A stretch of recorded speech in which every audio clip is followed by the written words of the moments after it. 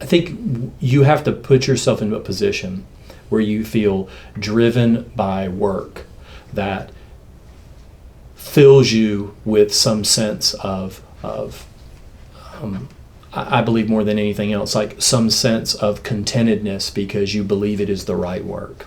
And I think that there's a connection between ethics and opportunity for folks there, where you say to yourself, okay, am I doing work that's good in the world? Am I doing work that is meaningful? And am I doing it in the right way? Again, one of our colleagues likes to say, like, it's not about being right, it's about getting it right, and challenging each other to get it right each and every day, whether it be the small decision or the big decision. And so I think we have an ethical responsibility to be good stewards of the responsibility that's been bestowed upon us. And so in public education, the responsibility of a child's educational career is immense. It's among the greatest experiences that they're going to have. We often spend more time with the students in our schools than they spend with their own families.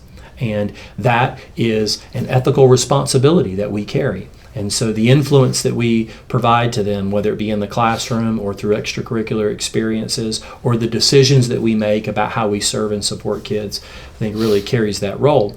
And to recognize that every child, 13,500 in our school system, comes with a completely different background. No matter whether you live on the same street, or you grew up in the same neighborhood, or you were born in a different country, all of us possess diverse backgrounds, the influences that help shape who we are as human beings and citizens in this community. And it's about making sure that we recognize that individual diversity and support its flourishing. Recognizing that we have an opportunity as we share with our school principals and leaders, we control the weather.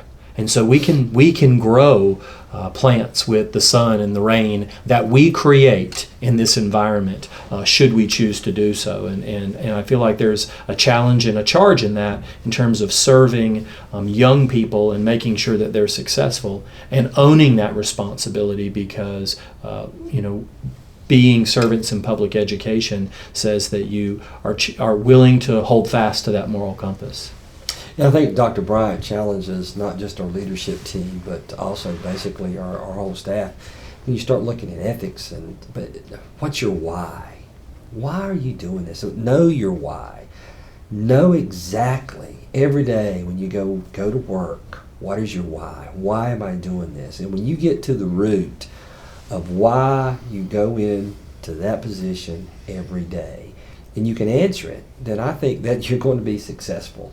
And when you talk to our teachers and talk to our staff, is knowing the why is for us to work with all children every day, love them, be dedicated to them, give our very best.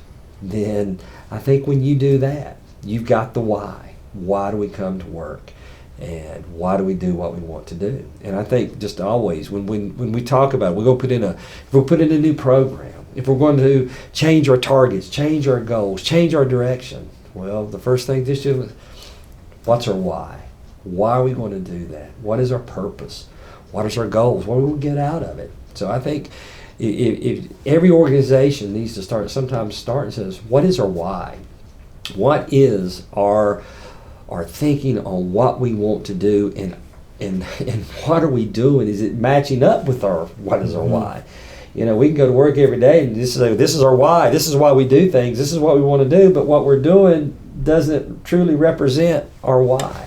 So know exactly what you want to do.